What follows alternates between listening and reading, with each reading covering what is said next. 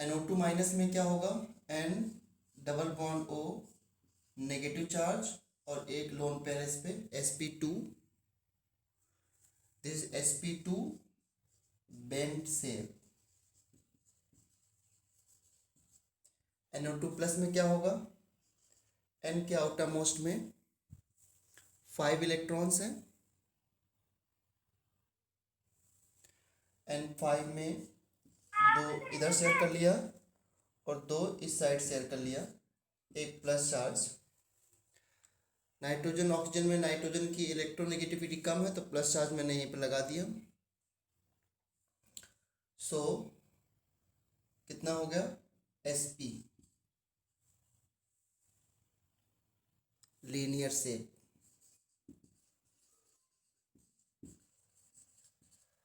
NO2 जो है ये ऑड इलेक्ट्रॉन मॉलिक्यूल है।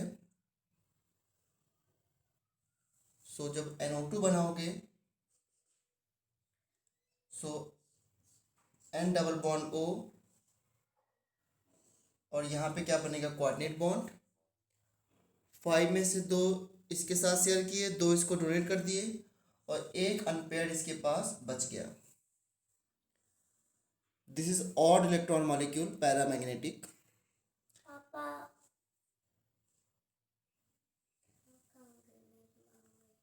अभी आ रही है, अभी थोड़ी देर में आ जाएगी। सो अब बॉन्ड एंगल कंपेयर करना है। सो क्या होगा, सबसे ज़्यादा बॉन्ड एंगल NO2 प्लस में, नंबर 1 NO2 प्लस में होगा सबसे ज़्यादा। उसके बाद देखो यहाँ पर ये लोन पेयर बॉन्ड पेयर को रिपेल कर रहा है तो ये दोनों पास आ जाएंगे, और यहाँ पर अनपेयर्ड रिपेल कर रहा है तो अनपेयर्ड का रिपल्शन कम होगा with respect to lone pair.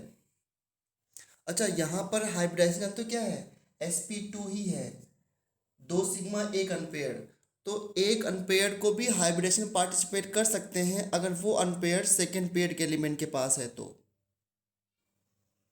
यहाँ पर भी sp2 बेंड शेप है, 2 सिग्मा एक अनपेयर्ड, 2 सिग्मा एक lone pair, only 2 sigma bond. तो एक लोन पेयर बॉन्ड पेयर को ज़्यादा रिपेल करेगा, ये बॉन्ड पेयर है, एक लोन पेयर बॉन्ड पेयर को ज़्यादा रिपेल करेगा या सिंगल इलेक्ट्रॉन ज़्यादा रिपेल करेगा लोन पेयर बॉन्ड पेयर को। I am asking again, lone pair electron bond pair को ज़्यादा रिपेल करेगा या सिंगल इलेक्ट्रॉन ज़्यादा रिपेल करेगा, लोन पेयर। इसलिए यहाँ पर बॉन्ड एंगल ज़्यादा कम हो जाएगा और यहाँ पर कम कम होगा, और सबसे ज़्यादा NO2 प्लस का तो है ही। तो number 1, number 2, number 3, this is the order of bond angle. ये बहुत ही अच्छा क्वेश्चन था। नाउ वापस से मैं थर्मोडायनामिक्स में आता हूँ।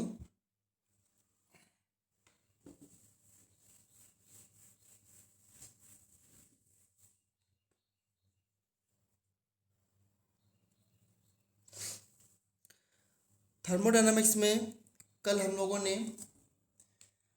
रिवर्सिबल और इरिवर्सिबल प्रोसेस के बारे में थोड़ा सा सीखा था, राइट?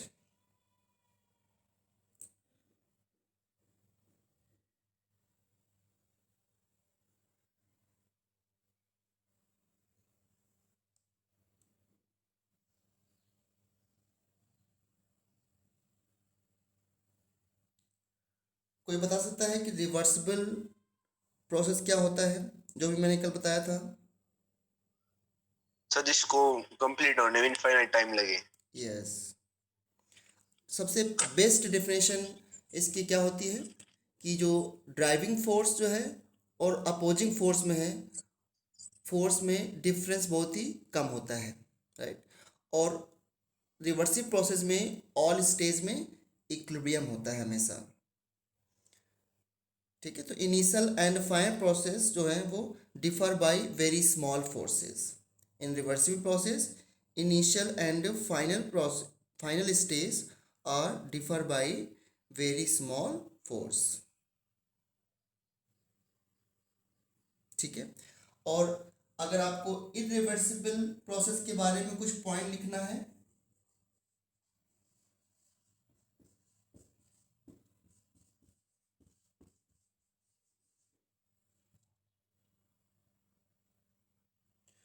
सो पहली बात तो it is a real process, मैंने कहा था कि रिवर्सिबल प्रोसेस हाइपोथेटिकल होता है, दैट मीन्स आइडियल होता है। So it is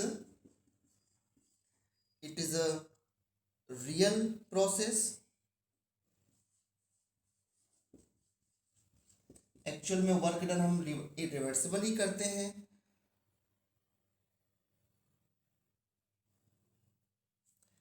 and it is in equilibrium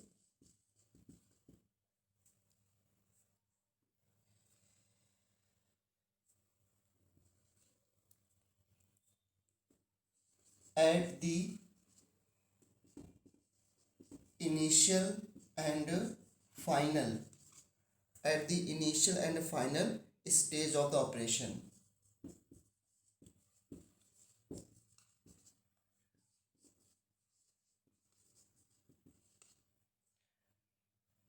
and ये प्रोसेस जो होता है इट टेक्स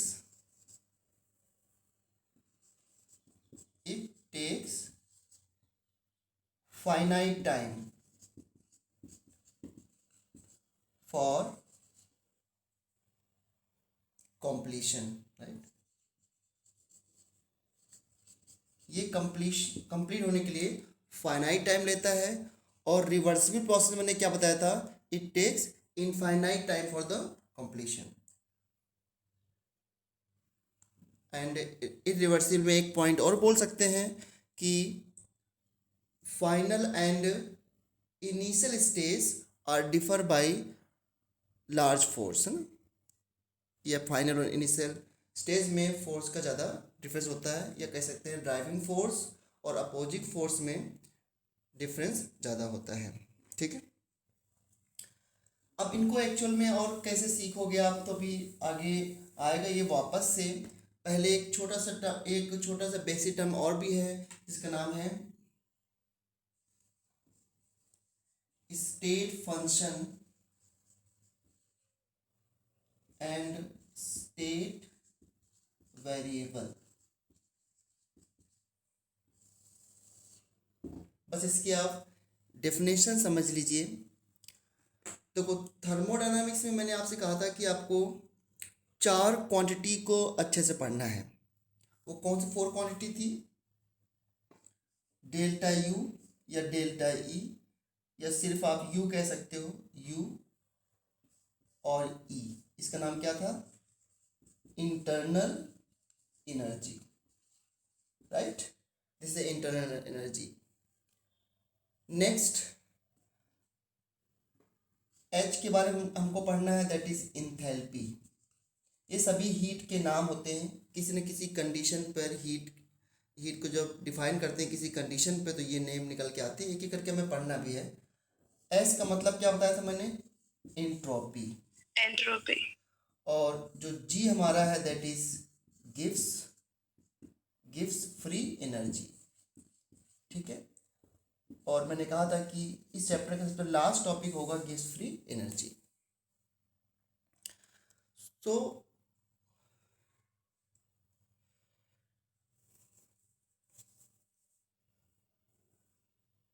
स्टेट फंक्शन और स्टेट वेरिएबल का क्या मतलब होता है कि जैसे ए से आप बी जा रहे हो, कोई प्रोसेस है जिसमें आप ए से बी जा रहे हो, या कोई रिएक्शन है, तो रिएक्शन में क्या होता है? You go from reactant to product, right. तो रिएक्टेंट हमारी इनिशियल स्टेट हो गई और प्रोडक्ट हमारा फाइनल स्टेट हो गया, ठीक। So you know the about reactant and you know about the product. तो जिस प्रोसेस में हमें केवल इनिशियल और फाइनल स्टेट के बारे में नॉलेज होती है, उसे हम स्टेट फंक्शन कहते हैं। जैसे इंटरनल जो एनर्जी है,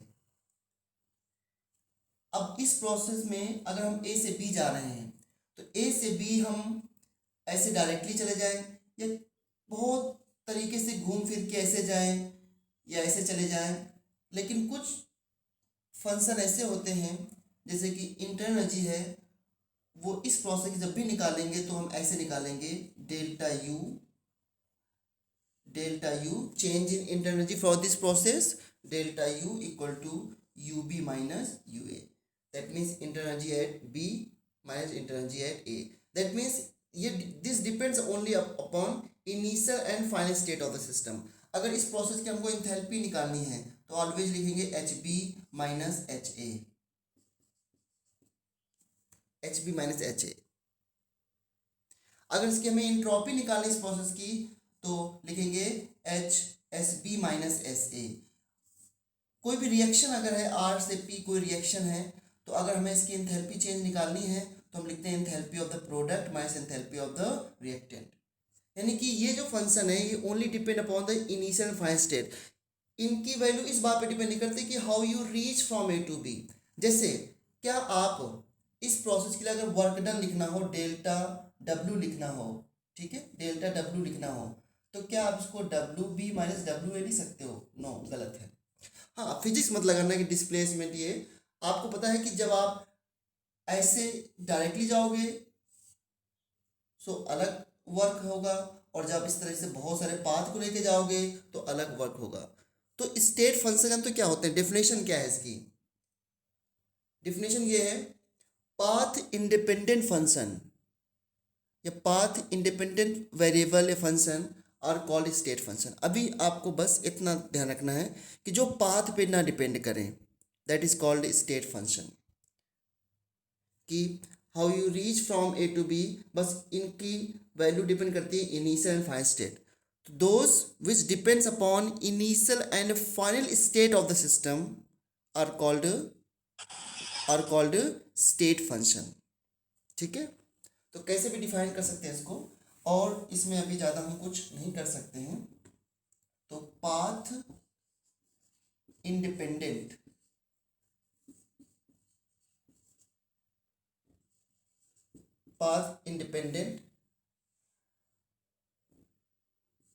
function are called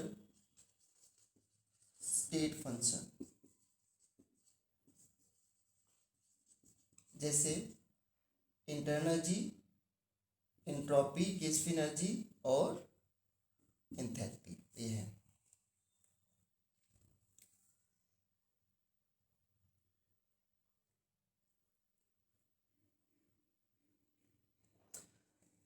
और पाथ फंक्शन में कौन आता है? जो पाथ पे डिपेंड करे।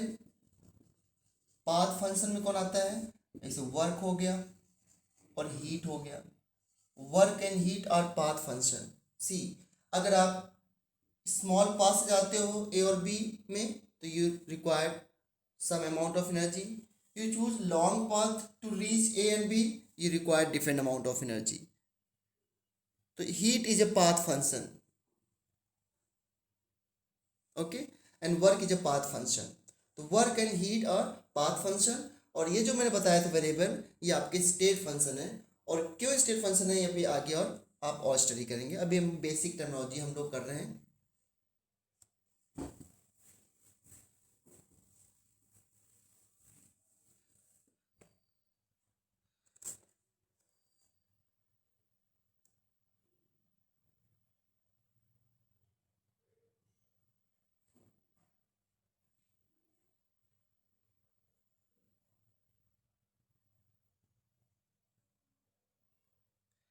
अब देखो ध्यान से,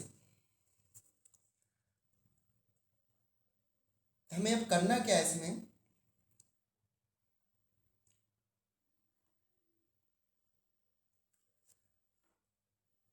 मैंने कहा था कि केमिस्ट्री के थर्मोडायनामिक्स में आपको जब मैं कहूँ आपसे कि इस बीकर में some amount of gas filled है तो इससे आप क्या मानोगे? सिस्टम। ठीक है, और हम इस सिस्टम की स्टडी करना चाह रहे हैं। ओके, कैसे कर सकते हैं, क्या स्टडी करना चाह रहे हैं? सिंपल लैंग्वेज में, अगर मैं इस जो गैस है यहाँ पर इसको हम एक्सपैंड करें या कंप्रेस करें तो कैसे इसकी एनर्जी में चेंज आएगा गैस की, क्योंकि थर्मोडायनामिक्स से हीट ट्रांसफ़र हीट फ्लो के बारे में हम समझ रहे हैं। तो बस बहुत ही मतलब ज़्यादा डिटेल में न जा करके बस इतना मुझे बता सकते हो आप कि ये जो गैस है एक सिस्टम के अंदर, एक वेसल के अंदर, सिलेंडर के अंदर, बीकर के अंदर, कुछ भी कह लो आप, इसकी एनर्जी में आप कैसे कैसे चेंज कर सकते हो। एक छोटा सा क्वेश्चन है आपसे कि इस गैस की एनर्जी में कैसे कैसे चेंज कर सकते हो आप, और जो बताओगे आंसर बस उतना ही थर्मोडायनामिक्स में हमको पढ़ना है। बताओ, tell me. Sir, by giving heat. By giving heat, एक बिल्कुल सिंपल सी बात एक बच्ची ने बताया है, बाय गिविंग हीट। तो देखो, we can interact with the system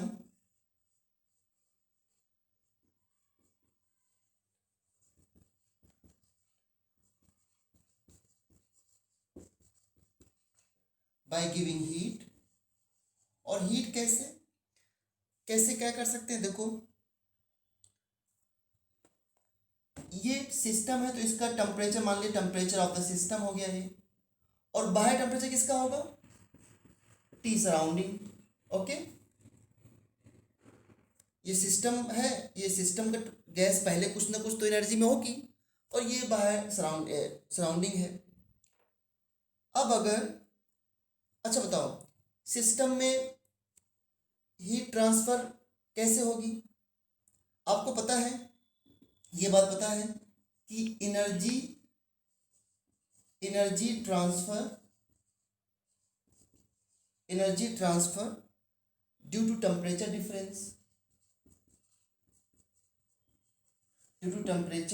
difference, ठीक। अब अगर सिस्टम से हीट बाहर आ रही है तो इसका क्या मतलब है, किसके पास ज़्यादा हीट थी, सराउंडिंग के पास या सिस्टम के पास, सिस्टम के पास। System. तो क्या मैं ये कह सकता हूँ temperature of the system is greater than temperature of the surrounding. See, अभी बहुत छोटी बात मैं बता रहा हूँ, कोई डिफिकल्ट नहीं है, लेकिन मैं आपको ये बताना चाह रहा हूँ कि सिस्टम और सराउंडिंग में कैसे इंटरेक्शन होता है, कैसे इनके बीच में एनर्जी का चेंज आता है। तो पहली बात तो हीट की बात कर रहा हूँ मैं, तो अगर हीट बाहर ट्रांसफर हो रही है दैट मीन्स सिस्टम की हीट सराउंडिंग से ज़्यादा थी। और सराउंडिंग कितनी दूर, सराउंडिंग, अब एक लैब में काम कर रहे हो तो बीकर के आसपास जितना एरिया होगा वही तो होगा सराउंडिंग की, उस बीकर के लिए पूरी दुनिया सराउंडिंग हो जाएगी, है ना बच्चों। तो जब आप एक लैब में काम करते हो, आपके हैंड में एक बीकर है, तो इस बीकर के पास का जितना भी एरिया होगा दैट इज द सराउंडिंग, जहां तक वो एनर्जी को चेंज कर सकता है। ऐसे नहीं कि उस बीकर के लिए पूरी दुनिया सराउंडिंग है। ओके, अब अगर ऐसा है, दूसरा कि बाहर से हीट को मैंने क्यों नेम दे दिया, बाहर से हीट सिस्टम के अंदर जा रही है, तो इसका मतलब क्या था कि सराउंडिंग का टेम्परेचर सिस्टम से ज़्यादा था। इसमें तो कोई डिफरेंस नहीं है, इसमें कोई दिक्कत नहीं किसी बच्चे को, यस या नो।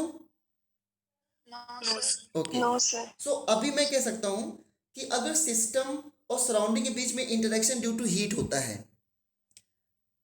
एंड हीट क्या है, energy transfer due to temperature difference. अभी मैंने एक पॉइंट बताया, मैं बता क्या रहा हूँ कि how can we interact with the system, या सिस्टम और सराउंडिंग कैसे इंटरेक्ट करते हैं।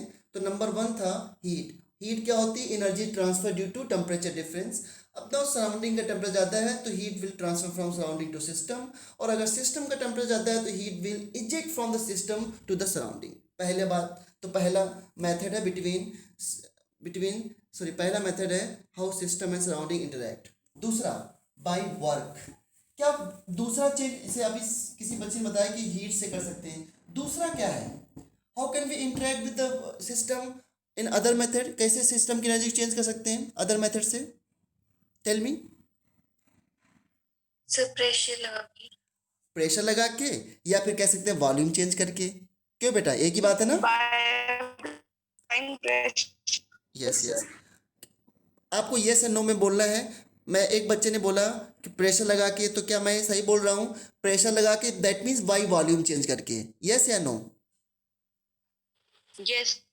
ओके ओके, ठीक है बच्चों। तो देखो, और जो मैं दूसरा पॉइंट बोला ना मैंने, बाई वॉल्यूम चेंज करके, शुरू का पार्ट बस इतना ही पढ़ना है आपको, वॉल्यूम चेंज करना। वॉल्यूम चेंज करने का मतलब क्या होता है, इसका कौन जवाब देगा? वॉल्यूम चेंज करने मतलब दो चीजें हैं हमारे, हमको दो चीजें पढ़नी। बताओ बच्चों क्या क्या हो सकता है वो?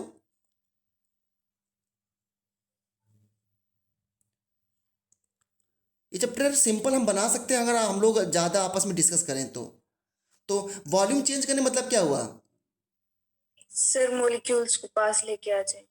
हाँ मतलब और अच्छे वर्ड में बोलो, यानी कि गैस को एक कंप्रेस करना या फिर एक्सपैंड करना। ठीक है ना बच्चों? Yes sir. हाँ ओके। बस देखो शुरू के 3-4 पेज तो यही है। अब इतनी बात आप समझ गए तो समझ लो कि अब हमारा अगला टॉपिक क्या है कि एनर्जी गैस की कैसे चेंज होगी, by compression and by expansion. अब देखो ये चीज आप खुद ही समझ जाओगे अपने आप से। ठीक है, तो दूसरा बात है, दूसरा हम सिस्टम की एनर्जी चेंज कर सकते हैं बाय वर्क। तो वर्क में क्या होता है ध्यान देना बच्चों, energy transfer, energy transfer due to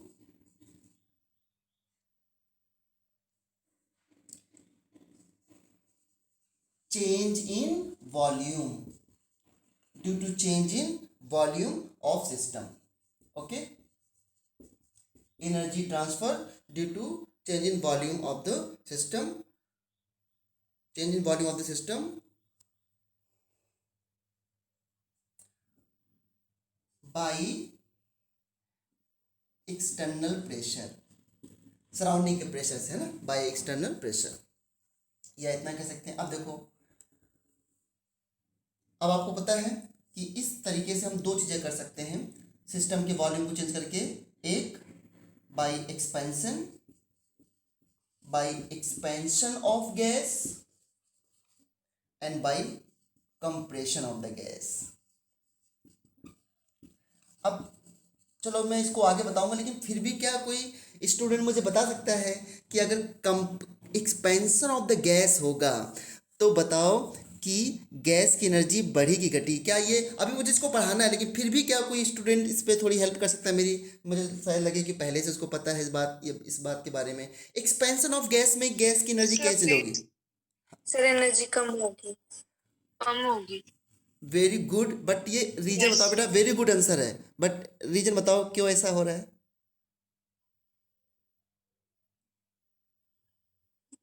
sir वो एक्सपेंड होंगी तो प्रेशर कम लगाएगी। अच्छा, और कोई? सर फोर्स ऑफ अट्रैक्शन कम हो जाएगा तो एनर्जी कम हो जाएगी। अच्छा, और कोई? अच्छा एक चीज चलो इसी में एक नाम लेते हैं बच्चों, expansion of the gas, gas का एक्सपैंड होना। ठीक है, तो देखो अभी हमारे पास ये गैस के पार्टिकल्स थे और इसका कुछ वॉल्यूम था वी आई, और इन्होंने अपने आप को एक्सपैंड किया, तो अब वॉल्यूम इनका बढ़ गया और ये वॉल्यूम हमारा हो गया वी फाइनल, और यहाँ पे क्या हो रहा है, V final is greater than V initial. अब जब एक्सपैंड किया तो इसे क्या बोलोगे? ये भी वर्क है, मैंने कहा ये वर्क है, गैस का वॉल्यूम बढ़ना घटना वर्क है। क्यों वर्क है? मैंने कहा था जब भी अपोजिंग फोर्स के अगेंस्ट काम करते हो दैट इज वर्क, है ना? सो अब मुझे बताओ ये वर्क, अगर गैस एक्सपैंड हो रही है बच्चों, अगर ये धीरे धीरे वर्ड आप मुझे बताते रहोगे तो देखना आपको ये चैप्टर जो सभी से पूछना तो बोलेंगे केमिकल थर्मोडायनामिक्स सबसे डिफिकल्ट चैप्टर है 11th का, लेकिन आप लोग इस तरह अगर पार्टिसिपेट करोगे तो सबसे सिंपल भी बन सकता है चैप्टर। तो मुझे बताओ expansion of gas work done by the gas है या work done on the gas है? इसको थोड़ा सोच के बताओ मुझे। By the gas. By the gas. बिल्कुल सही जवाब, क्योंकि गैस के पार्टिकल ने फोर्स लगाया अंदर से और work done by the gas. अब बताओ बच्चों, अगर तुम वर्क करते हो कोई तो तुम्हारी एनर्जी लॉस होती नहीं लॉस होती है जब तक आप नेक्स्ट डाइट ना ले लो? लॉस होती नहीं लॉस होती है एनर्जी? यस होती नहीं लॉस? यस ओके, तो इसलिए एक्सपेंशन ऑफ द गैस में गैस की एनर्जी कम होती है। वेरी गुड, है ना? यानी सिस्टम की एनर्जी कम होगी। And compression of the gas, compression of the gas मतलब क्या है? गैस पर कौन काम कर रहा है? गैस काम कर रही है गैस पर। External force. हाँ, एक्सटर्नल फोर्स मतलब surrounding. Very good, external force मतलब सराउंडिंग। तो एनर्जी क्या हो जाती है? बढ़ जाती है। तो कंप्रेशन ऑफ द गैस में एनर्जी बढ़ गई और एक्सपेंशन ऑफ द गैस में एनर्जी घट गई। अब कंप्रेशन ऑफ द गैस को ही समझ लो, जैसे कोई इंसान आपको बैठ करके आपको मोटिवेट कर रहा है। जरूरी नहीं कि वो आपको एप्पल खाने को दे रहा है, लेकिन मोटिवेट कर रहा है, तो क्या आपको ऐसा नहीं लगता कि आपके अंदर एकदम से एनर्जी आ गई? वो एनर्जी कहाँ पे आ गई? उस कैसे आई एनर्जी? किसी और ने आप पर काम किया। समझे ना? तो कंप्रेशन ऑफ द गैस मतलब सराउंडिंग ने काम किया उस गैस के ऊपर और गैस की एनर्जी बढ़ गई। तो कंप्रेशन में गैस की एनर्जी बढ़ती है और एक्सपेंशन में गैस की एनर्जी घटती है, क्योंकि ये work done by the gas होता है। Work done by the gas, work done by the gas, और ये work done on the gas.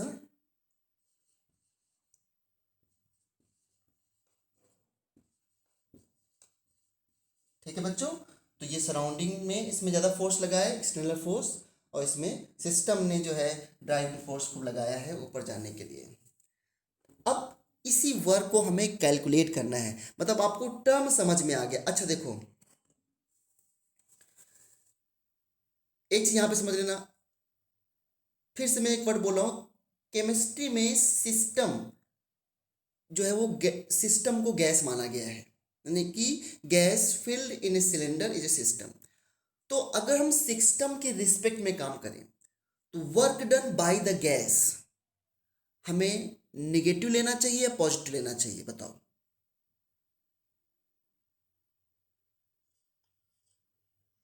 Positive. Gas की एनर्जी कम हो रही, सी सिस्टम की एनर्जी कम हो रही है, दैट इज नेगेटिव या पॉजिटिव? नेगेटिव, बिल्कुल बिल्कुल। और गैस की एनर्जी बढ़ रही तो पॉजिटिव। ध्यान रखना कि यही चीज जब आप फिजिक्स के थर्मोडायनामिक्स पढ़ोगे तो उल्टा है, वहां पर सराउंडिंग को देखा जाता है, सराउंडिंग हिसाब से काम किया जाता है। तो जब सराउंडिंग गैस को एनर्जी देगा, सिस्टम को एनर्जी देगा, तो सराउंडिंग एनर्जी आप क्या ले लोगे? निगेटिव, क्योंकि वहां पर सराउंडिंग हिसाब से देखा जाता है। यहाँ पर सिस्टम को देख रहे हैं हम लोग, सिस्टम को हम मान के चल रहे हैं कि एक सिलेंडर में गैस जो भरी हुई दैट इज अ सिस्टम। तो ऑब्वियस सी बात है, उसकी एनर्जी कम तो हम नेगेटिव लेंगे, उसकी एनर्जी ज़्यादा तो पॉजिटिव लेंगे, सीधी बात है। ठीक है, अदरवाइज इन साइन कन्वेंशन को आपको याद करना पड़ता है, अदरवाइज आप सोच भी सकते हो ऐसा क्यों है। जब energy loss by the system है तो सिस्टम को नेगेटिव लेना है। सराउंडिंग से हमें कोई मतलब नहीं है, सराउंडिंग पे बढ़ रही घट रही उसको हमें समझने नहीं है।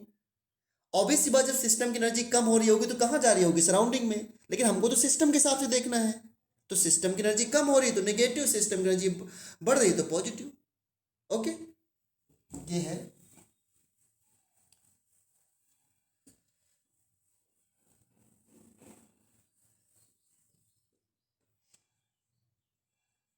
चलो, अब हम लोग स्टार्ट करते हैं फर्स्ट थर्मोडायनामिक फंक्शन।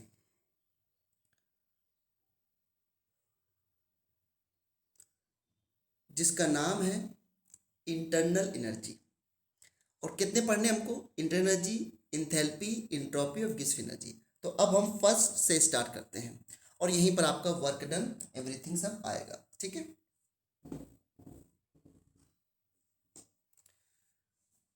लेकिन अभी उसके पहले हमें जो है, ये अभी हमने वर्क सीखा है कि वर्क सिस्टम की एनर्जी कैसे चेंज कर सकते हैं। तो पहले थोड़ा सा वर्क में काम करते हैं। तो सबसे पहले हम निकालते हैं रिवर्सिबल वर्क डन।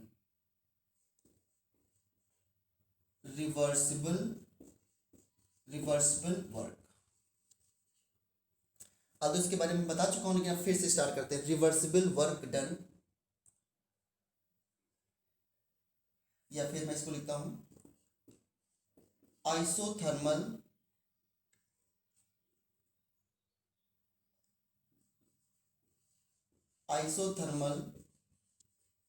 रिवर्सिबल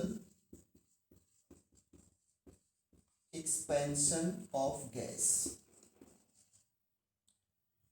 ठीक है, isothermal reversible expansion of gas, ये हम पढ़ने जा रहे हैं। इसमें क्या वर्क होगा?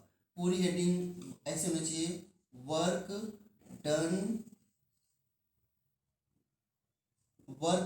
In isothermal reversible expansion of gas. अब देखो, जब मैं बोल रहा हूं आइसोथर्मल, तो गैस को जब एक्सपैंड करना है, याद करो बच्चों, थर्मोडायनेमिक्स प्रोसेस कितने बताए थे मैंने? 4 बताए थे ना, आइसोथर्मल, एडियाबैटिक, आइसोकोरिक, आइसोबारिक। तो जब हम किसी गैस को एक्सपैंड कर रहे हैं तो हम आइसोथर्मली एक्सपैंड भी कर सकते हैं और एडियाबैटिक भी एक्सपैंड कर सकते हैं, लेकिन मैंने कौन सा एक्सप्रेशन लिया है? आइसोथर्मली गैस को एक्सपैंड करना है। मैं दैट मीन्स गैस जब एक्सपैंड हो तो उसका टेम्परेचर चेंज नहीं करना है। इनिशियल और फाइनल स्टेट में टेम्परेचर क्या होना चाहिए? सेम। ये तो मतलब होता है आइसोथर्मल का, यस या no? Yes sir. Yes sir. हाँ, तो isothermal expansion of the gas का मतलब है कि इनिशियल और फाइनल टेम्परेचर सेम होने चाहिए। ठीक है, ओके। इसलिए मैं बार बार डेफिनेशन फोकस कर रहा हूँ कि एक एक पॉइंट आपको सही से समझ में आता रहे। तो अब हम पढ़ने जा रहे हैं work done in isothermal expansion of gas. ध्यान से समझना।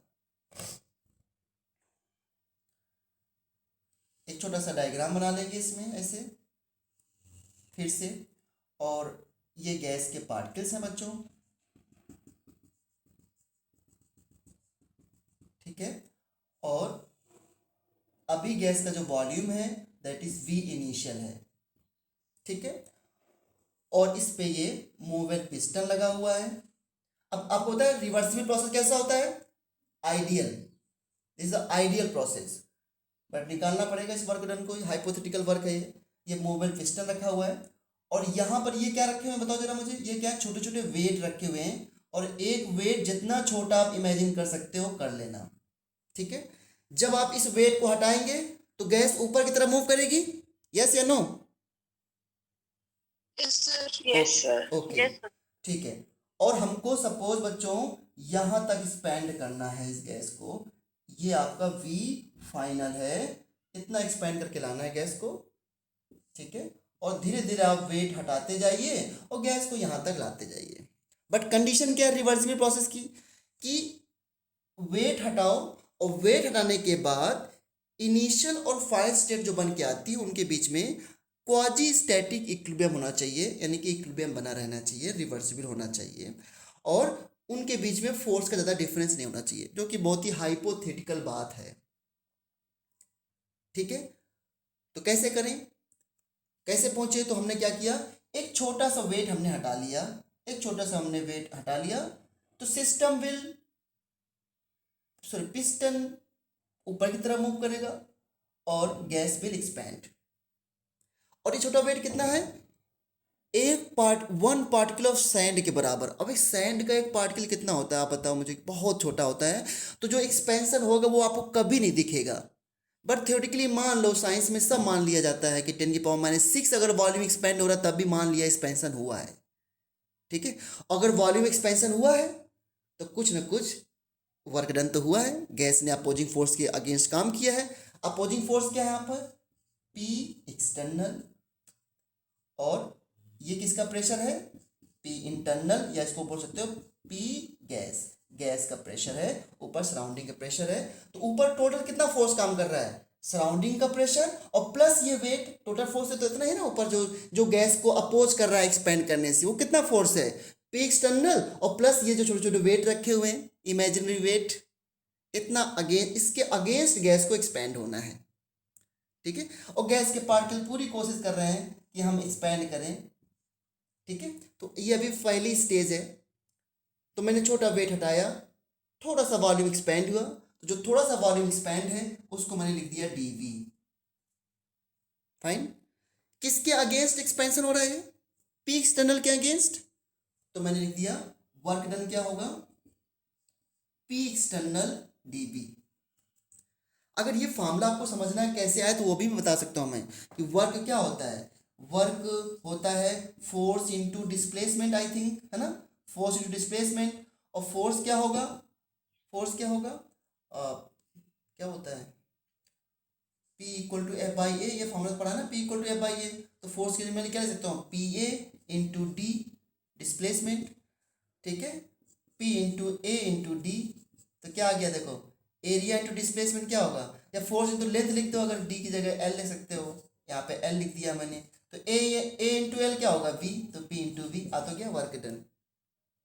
अब डिस्प्लेसमेंट मतलब DL कर दोगे यहाँ पर यार, DL तो ये DV बन जाएगा। क्या बच्चों, क्या इसको लिखने में कोई दिक्कत तो नहीं? वर्क जो प्रेस इनटू वॉल्यूम होता है, यहाँ से भी समझ सकते हो ना आप लोग, यस है ना? Yes sir. हाँ, ये yes sir. P into A into D L, A into D L क्या हो जाएगा? P into D B. ठीक है, कितना डिस्प्लेसमेंट हुआ बस। तो चलो, इसलिए ये तो फिजिक्स की बात है, इतना समझ सकते हो। तो मैं ये रिवर्सिबल वर्क, जब मैंने एक छोटा पार्टिकल हटाया तो जो थोड़ा सा एक्सपेंशन हुआ, बिल्कुल थोड़ा, देखो अभी गैस यहाँ पर इनिशियल में थी और जब एक छोटा सा पार्टिकल हटाया तो कुछ जरा सा एक्सपेंशन हुआ। अब मैं तो बहुत ज़्यादा दिखा रहा हूँ यहाँ पर, इतना भी ज़्यादा हो गया जितना मैं दिखा रहा हूँ, बहुत कम एक्सपेंशन हुआ। तो जब बहुत कम एक्सपेंशन हुआ तो इसका मतलब क्या है कि अभी भी इनिशियल और फाइनल स्टेज में ज़्यादा डिफरेंस है क्या? यस या नो? No sir. हाँ, वेरी गुड। तो क्या मैं जो छोटा सा हमने पार्टिकल हटाया है गैस को एक्सपेंड करने के लिए, क्या मैं वर्क डन ऐसे लिख सकता हूँ? डेल्टा डब्ल्यू, डेल्टा डब्ल्यू मतलब small work, very very small work. Delta W equal to P external into D V. इतना क्लियर सभी बच्चों को? Yes sir. ओके, नाउ लेकिन हमको पहुंचना कहाँ तक है? वी फाइनल तक। क्या करें? कितना टाइम लगेगा पहुंचते वक्त? बहुत टाइम। तो जब होगा तब होगा, देखा जाएगा। इमेजिनरी वर्क तो निकाल सकते हैं ना हम लोग। क्या करेंगे बताओ इमेजिन निकालने के लिए? आप डेल्टा डब्ल्यू इंटीग्रेशन। इंटीग्रेशन कर दो, बिल्कुल सही। तो इंटीग्रेशन कर दिया हमने, delta W integration P external into D B. Okay, अब देखो जरा ध्यान से, जब आपने एक छोटा सा पार्टिकल हटाया होगा तो आपको पता है इनिशियली क्या था? P external equal to P internal before removing the particles. ये जो पहले इक्विलिब्रियम था, हमने फोर्स लगाकर इक्विलिब्रियम बना रखा है। जब एक छोटा सा पार्टिकल हमने हटाया तो कुछ इसका प्रेशर कम हुआ, हल्का सा, बिल्कुल ना के बराबर गैस का प्रेशर। तो मैंने इसको लिख दिया माइनस डी पी। तो क्या मैं पी एक्सटर्नल को यहाँ पर माइनस ये लिख सकता हूँ? P internal minus D P, जब मैंने एक पार्टिकल हटाया है तो लिख सकता हूँ। तो लिख सकता हूँ पी इंटरनल, पी इंटरनल मतलब गैस का pressure, P internal minus D P into D V integration. अच्छा बच्चों, कहाँ से कहाँ तक इंटीग्रेशन करना पड़ेगा? आप सभी लोग मैथ्स के हो। 0 से इंफिनिटी। अरे इनिशियल से वी इनिशियल से वी फाइनल। हाँ, ये 0 से इन्फिनिटी जिसने बोला, अब इसकी पिटाई हो जाएगी। इनिशियल तो पहले स्टेज में हो ना, आप फाइनल तक जाना है आपको, इतना ही तो वर्क चाहिए हमको। हमको यहाँ से वर्क चाहिए कि 0 से वर्क चाहिए? वी इनिशियल से वी फाइनल तक चाहिए ना वर्क बच्चों। यस सर बोल दो Yes. Please. Yes sir. Yes okay, तो देखो वी इनिशियल से वी फाइनल तक चाहिए और P inter my D P into D V कर दिया। पी एक्सटर्नल की जगह हमने ये पुट कर दिया क्योंकि स्मॉल डिफरेंस है। जब एक पार्टिकल हटाया तो स्मॉल डिफरेंस आया प्रेशर का, फोर्स का। इस प्रेशर को मैं फोर्स क्यों बोल रहा हूँ? क्योंकि P इंटू ए फोर्स होता है बच्चों, और एरिया ऊपर नीचे सेम है, इस वजह से पी ए, इसको फोर्स बोल रहे हो प्रेशर बोल रहे हो, एक ही बात है। चलो, सो इसको मल्टीप्लाई कर दो तो P internal D V minus D P D V. ठीक है, ये आ गया। अच्छा, डेल्टा डब्ल्यू का इंटीग्रेशन क्या होगा? डब्ल्यू हो जाएगा, है ना बच्चों? ये तो सबको पता है ना। इंटीग्रेशन डीएक्स क्या होता है? एक्स होता है ना। Yes sir. Yes. Yes yes sir बोलते रहा करो, भी मुझे वेट करना पड़ता है बहुत, क्योंकि इस चैप्टर में आपको बहुत यस सर बोलना है, लेकिन जब मैं कहूँ तब, क्लास को डिस्टर्ब भी नहीं करना है। तो देखो P internal D V, P internal into D V minus D P into D V. अच्छा बच्चों बताओ, क्या मैं इस क्वांटिटी को निगलेक्ट कर सकता हूँ? डी पी पहले से स्मॉल है, दूसरा स्मॉल आपने और मल्टीप्लाई कर दिया। अब मुझे बताओ 10 की पावर माइनस 3 में 10 की पावर माइनस 3 को मल्टीप्लाई कर दो, 10 की पावर 4 को मल्टीप्लाई कर दो, और छोटा हो गया बड़ा हो जाएगा। सर छोटा। तो क्या मैं इस टर्म को हटा दूं फिर यहाँ से? यस डीपी भी छोटा, डीवी भी छोटा, तो फाइनली क्या सकता हूँ? इंटीग्रेशन वी इनिशियल से वी फाइनल, सब जगह है यहाँ पर वी इनिशियल से V final, P internal into D B. इतना आ गया।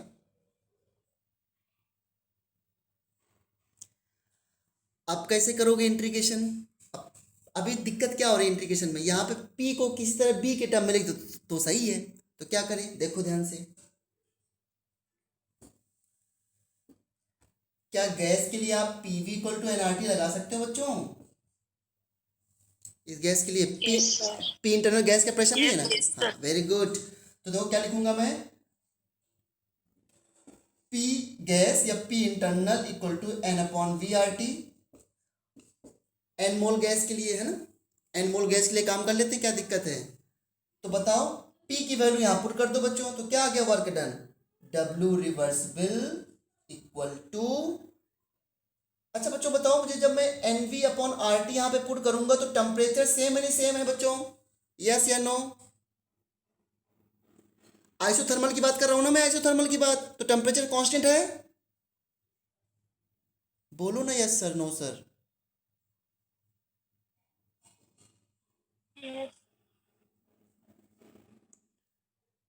अगर आप ऐसा नहीं बोलोगे तो मैं आगे नहीं बढ़ रहा। Yes, sir.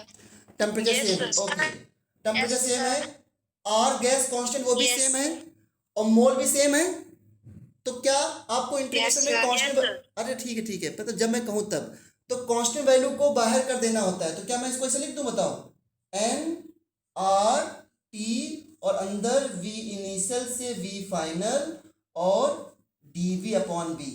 बताओ ये मैंने ठीक लिखा है? Yes, sir. Yes, sir. Yes, sir. Yes, sir. Yes, sir. हाँ वेरी गुड वेरी गुड।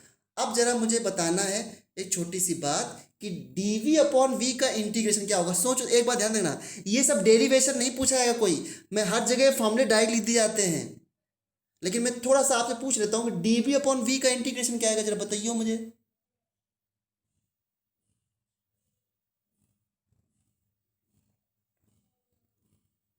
हे भगवान, Minus v की power minus.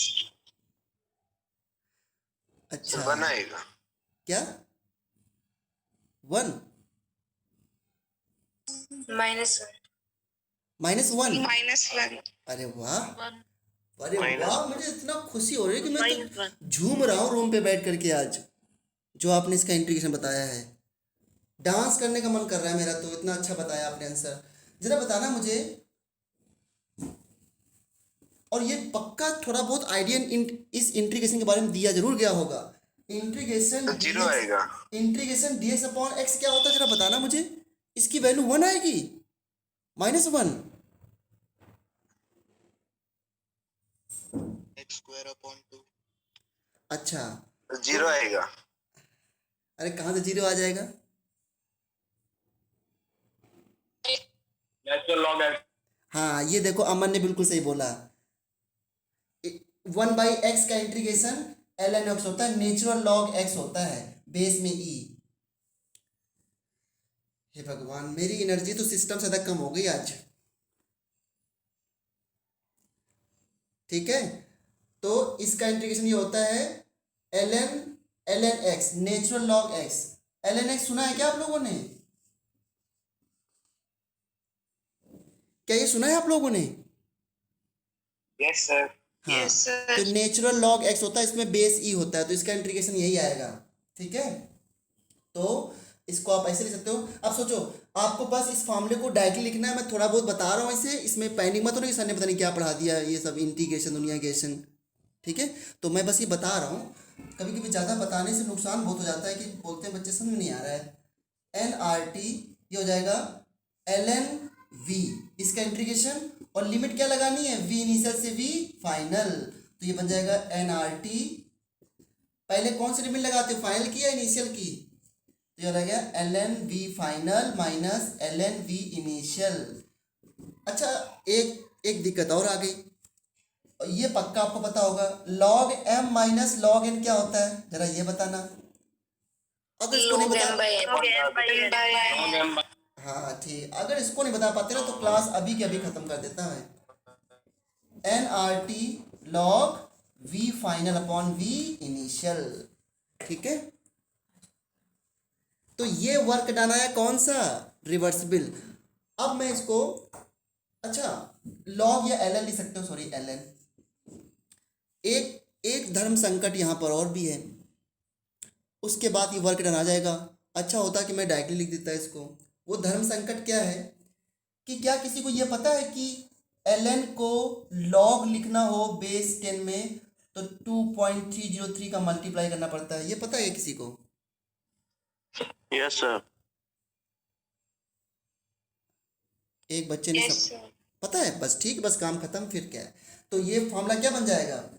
2.303 nRT log base में 10 v final upon v initial. आपको एक खुशखबरी दे रहा हूँ, इस पर एक भी क्वेश्चन एनसीईआरटी में नहीं है। ये थोड़ा सा फिजिक्स का पोर्शन समझाना पड़ रहा है, केमिस्ट्री के थर्मोडायनामिक्स अभी शुरू होना बाकी है, वो स्टार्ट होगी एंथैल्पी से, लेकिन अब सिलेबस में है तो करना पड़ेगा ही। अब वर्क डन का ये फार्मूला आ गया, तो मैं अब डायरेक्टली लिख रहा हूँ, ये सब जो लिखा है सब मोह माया है। अब मैं डायरेक्टली फार्मूला यहाँ पे लिख देता हूँ, यही फार्मूला लिखूंगा। मतलब बच्चों यहाँ तक समझ में आ गया? यस या नो बोलो जल्दी से। Yes sir. Okay, Yes, sir. शाबाश शाबाश शाबाश। चलो, सो हमारा रिवर्सिबल वर्क डन आया, W reversible equal to nRT, sorry 2.303 nRT log v final upon v initial. मैं इसको डायरेक्टली आपको याद भी करा सकता था, और जो मैंने डेरिवेशन करके लिखा है उससे कोई गेन नहीं हुआ होगा मुझे पता है, लेकिन कैसे आता है वो थोड़ा बहुत मैंने आपको बता दिया। ये रिवर्सिबल वर्क डन है। अब रिवर्सिबल वर्क डन का ग्राफ कैसे होगा, इस पर क्वेश्चन आ सकता है। अब मैं इसमें क्वेश्चन क्या बनेगा, देखो क्वेश्चन बनेगा, 2 मोल गैस को एक्सपैंड कराया गया है कांस्टेंट टेम्परेचर पे, कांस्टेंट टेम्परेचर की वैल्यू गिवन होगी from 2 litre to 10 litre.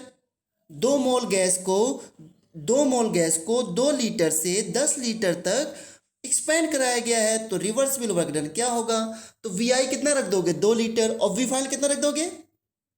10 litre. Yes. और यहाँ पर एक पैनिक आपको और हो सकता है, ये लॉग की वैल्यूज याद है? लॉग 2 की वैल्यू क्या होती है, याद है किसी को? No, sir. ओहो, तो यहाँ पे ये भी दिक्कत हो सकती है। लॉग 2 की वैल्यू 0.3 होती है, लॉग 3 की वैल्यू 0.48 होती है, लॉग, अच्छा लॉग 10 की वैल्यू याद होगी पक्का, लॉग 10 की वैल्यू 1, वो भी तभी 1 होगी जब बेस में यहाँ 10 हो। अच्छा लॉग 100 की वैल्यू क्या होगी? 2। बस बस बस इतना ही फेस करना पड़ेगा और कुछ नहीं। अब कोई कह सकता है किसी का लॉग 5 पड़ गया तो वो बेचारा क्या करेगा? लॉग 5 कैसे निकालेगा कोई? अगर लॉग 5 आ गया तो क्या करोगे? log 2 into log 3। हाँ, log 2 इंटू log 3, तो ये log 6 नहीं हो जाएगा? हे भगवान, प्लस कर दो 10 right. Log 10 minus log 2. हाँ ये हुई ना बात। log 5 को लिख सकते हो log 10 अपॉन 2। आप लोग तो कभी कभी केजी और नर्सरी की मैथ्स भूल जाते हो, पता नहीं क्यों। log 10 बाई 2, तो ये क्या हो जाएगा? log 10 minus log 2। log 10 की वैल्यू कितनी होती है? 1। log 2 की वैल्यू 0.3, कितना बचा है? 0.7. 0.7। ठीक है, आज पता नहीं मैं क्या पढ़ा रहा हूँ आपको। 0.7. 0.7 आ गया। अगर log 20 निकालना आ जाए तो log 20 अगर कभी क्वेश्चन में फंस गया तो Log क्या 10 करो? plus log 2. हाँ Log 10 plus log 2. हाँ, तो इसको लिख सकते हो log 10 इंटू 2, ऐसे लिख सकते हो। फिर इसको तोड़ सकते हो आप log 10 प्लस log 2 में। log 10 की वैल्यू 1, log 2 की वैल्यू 0.3, कितना आ गया? 1.3। तो इस तरह कोई सिचुएशन आए तो संभाल लेना, है ना, खुद ही संभाल लेना, मुझसे मत कहना कुछ भी, ठीक है। तो अब आते हैं इसी ग्राफ में, क्योंकि ग्राफ बहुत इंपॉर्टेंट है इसका। सो ये इतना समझ में सभी बच्चों को आ गया है, आई होप सो, क्योंकि बहुत धीरे धीरे बता रहा हूँ। एक छोटी सी बात बताने के लिए पूरा पीरियड जा रहा है, बट ठीक है, समझ में आ जाना चाहिए बस। देखो, कांस्टेंट टेम्परेचर है। अच्छा मुझे एक चीज बताओ, आइसोथर्मल कंडीशन पे आप वर्क कर रहे हो और एक्सपेंशन कर रहे हो, तो एक्सपेंशन वर्क तो work done by the gas होता है, तो गैस की एनर्जी लॉस होगी, तो टेम्परेचर कैसे कांस्टेंट रहेगा? इसका जवाब क्या है? क्योंकि आइसोथर्मल एक्सपेंशन में वॉल्स जो होती हैं वो कंडक्टिंग होती हैं, तो अगर जब उसकी हीट लॉस होगी तो बाद में हीट दे दी जाएगी टेम्परेचर को वापस से कांस्टेंट करने के लिए, हीट तो ट्रांसफर हो सकती है ना, क्योंकि वॉल्स क्या होती है कंडक्टिंग, इसलिए मैंने उसमें बताया था आपको। तो टेम्परेचर कांस्टेंट रखने के लिए हीट बार बार ट्रांसफर की जाती है सो दैट कि टेम्परेचर कांस्टेंट बना रहे। और एक्सपेंशन जब आइसोथर्मल एक्सपेंशन होता है तो वॉल्स क्या होती है कंडक्टिंग, मतलब जिसमें आपकी गैस भरी हुई है ये वॉल्स कंडक्टिंग होती हैं। वॉल्स कंडक्टिंग मतलब क्या होता है, हीट ट्रांसफर की जा सके सराउंडिंग से। चलो ध्यान देना बच्चों, सपोज अभी गैस आपकी यहाँ पर है, ठीक है बच्चों ध्यान देना, मैंने ये बनाया था ना सिस्टम, ये बनाया था, ये आपकी गैस थी और ये पिस्टन लगा हुआ है और ये क्या रखा है आपने, छोटे छोटे वेट रखे हुए हैं ना। ओके बच्चों, अब बताओ मुझे, अभी गैस का प्रेशर ये है V इनिशियल, यहां पर गैस का प्रेशर है ये देखो V इनिशियल है, सॉरी वॉल्यूम है गैस का, ठीक है। फिर आपने एक्सपेंड किया, एक्सपेंड मतलब थोड़ा सा वॉल्यूम बढ़ा, कैसे एक्सपेंड किया, एक छोटा सा वेट हटाया आपने तो गैस का वॉल्यूम बढ़ा, तो गैस का वॉल्यूम बढ़ा तो बच्चों क्या करूं, दूसरा पॉइंट कहां बनाऊं, वॉल्यूम बढ़ाओ गैस का प्रेशर कम हुआ कि ज्यादा, वॉल्यूम इज इनवर्सली प्रोपोर्शनल कम। कम ना। ओके बच्चों बस समझ गए, समझो आप इस ग्राफ को समझ गए आप। तो देखो वॉल्यूम थोड़ा सा वॉल्यूम बढ़ा और प्रेशर कम हुआ, तो देखो प्रेशर कम वॉल्यूम ज़्यादा, और आपने एक्सपेंड किया और एक्सपेंड किया और पूरी ज़िंदगी बीत गई इसको एक्सपेंड करते करते, तो क्या धीरे धीरे हम लोग ऐसे करके ऐसे करके ऐसे करके ऐसे पहुंच जाएंगे ग्राफ, और यहाँ पे पहुंचते पहुंचते ये क्या हो गया आपका V फाइनल। क्या बच्चों ये ग्राफ समझ में आया? और वैसे भी आपको पता था आइसोथर्मल में कर्व ही तो बनता है, तो इस तरीके से ये एक्सपेंशन ग्राफ है। अगर आपको समझ में आया तो जल्दी से यस सर बोलो। Yes Yes, sir. हाँ, ये बहुत सारे पॉइंट क्यों बना रहा हूँ मैं, क्योंकि धीरे धीरे एक्सपेंशन चल रहा है ना, धीरे धीरे एक्सपेंशन चल रहा है, और हर एक पॉइंट पे you can find the pressure, everywhere you can find the pressure, समझे? So this is a graph for at constant t, sorry, graph for reversible work done at constant t, okay।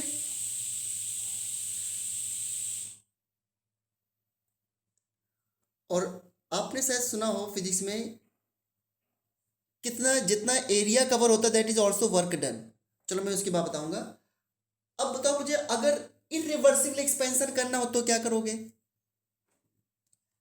ये graph हो गया reversible work done का, ठीक है, this the reversible work done, isothermal reversible expansion of the graph का, isothermal reversible expansion of the gas से graph हो गया।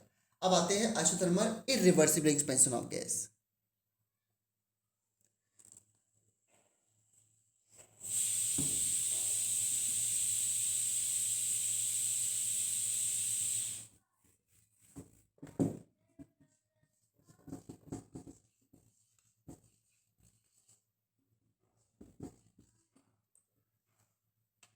बच्चों टाइम हो रहा है क्या?